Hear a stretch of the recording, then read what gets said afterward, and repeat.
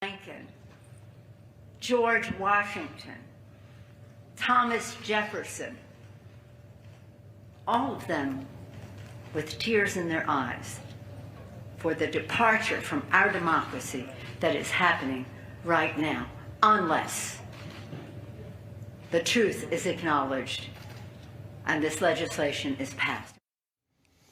That was done on MLK Day, by the way. House Speaker Nancy Pelosi appearing to compare not passing the Democrats' quote, voting rights legislation to not supporting the civil rights movement. Well, the media also pushing similar talking points, accusing Senators Manchin and Sinema of bigotry. Showing our viewers some of what's included in this voter legislation, which could be voted on as soon as this week. They're going to meet today to debate, possible vote coming in tomorrow here.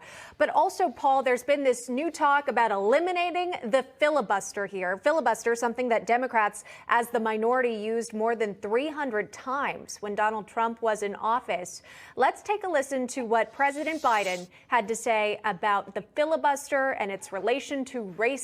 Take a listen to this. The attack on our democracy is real, from the January 6th insurrection to the onslaught of Republicans' anti-voting laws in a number of states. It's no longer just about who gets to vote.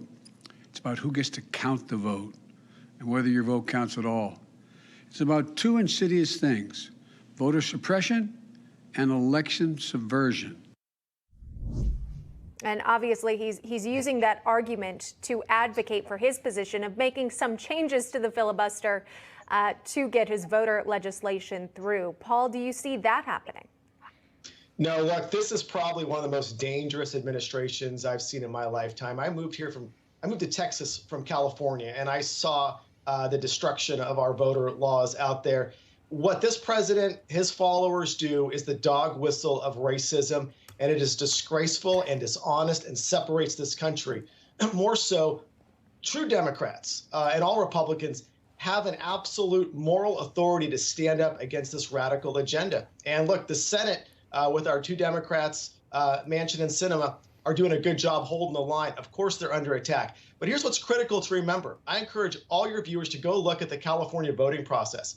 Every single household in California gets a mail-in ballot.